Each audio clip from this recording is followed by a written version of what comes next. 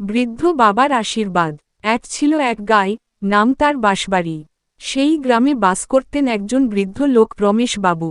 বয়স ৮০ ঘরে, চুলে পাক ধরেছে, চোখে ঝাপসা দেখে, কিন্তু মন তার এখনও টাটকা নদীর মতো। রমেশ বাবুর একমাত্র ছেলে ছিল রাজু। রাজু শহরে বড় চাকরি করত, গাড়ি বাড়ি সবই ছিল। তবে সে একা শহরে থাকত, বৃদ্ধ বাবাকে নিয়ে যেতে চাইত না। একদিন রাজু বাড়ি এল ছুটিতে।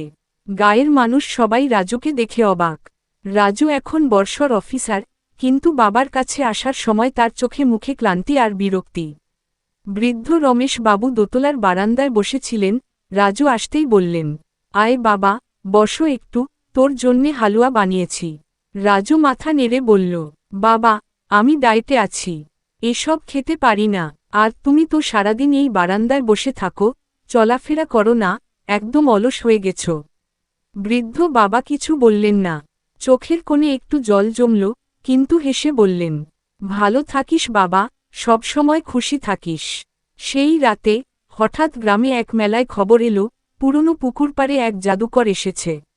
সে মানুষের ভাগ্য বলতে পারে, আর আশীর্বাদ দিলে সবকিছু বদলে যায়। রাজু কৌতূহল নিয়ে গেল জাদুকরের কাছে।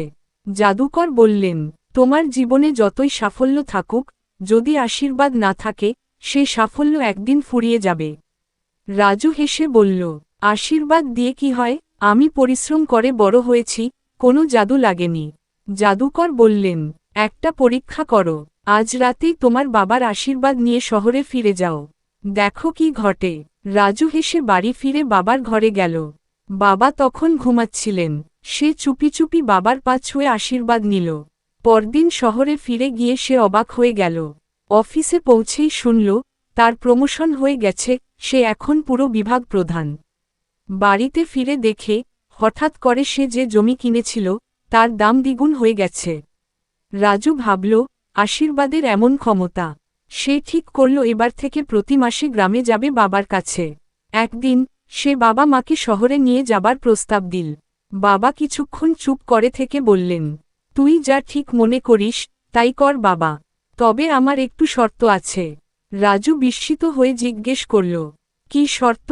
বৃদ্ধ রমেশ বাবু হেসে বললেন, তুই শহরে যত ব্যস্ত থাকিস, প্রতি রাতে আমার সঙ্গে 10 মিনিট গল্প করবি। তুই যখন ছোট ছিলি, আমি তোকে ঘুম পাড়াতে এই গল্পগুলোই বলতাম। এখন আমি শুনব। রাজু একদম চুপ। তার মনে পড়ল, ছোটবেলায় বাবার কোলে মাথা রেখে কত গল্প শুনত সে, রাজপুত্র, দৈত্য, মায়াবিনী। আজ বাবা শুধুই একটু গল্প শুনতে চায়। রাজু বলল, বাবা, আমি প্রতিদিন তোমার সঙ্গে গল্প করব, আর শুধু 10 মিনিট না, যতক্ষণ তুমি চাও। শহরে ফিরে তারা একসঙ্গে থাকতে লাগল।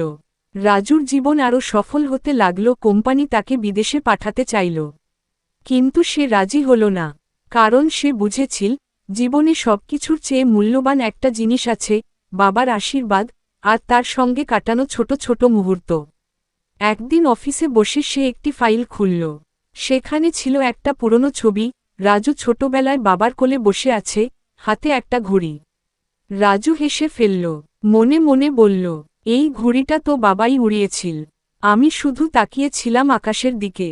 গল্পটা এখানেই শেষ নয়। রাজু এখন নিজেই একজন বাবা। তার ছোট ছেলে রিহান প্রতিদিন রাতে দাদুর সঙ্গে গল্প করে ঘুমায়। আর রাজু, সে আর কখনো আশীর্বাদের শক্তিকে অবহেলা করে না। শেষ পর্যন্ত আশীর্বাদ শুধু কোনো শব্দ নয়, সেটাই জীবনের সবচেয়ে বড় জাদু।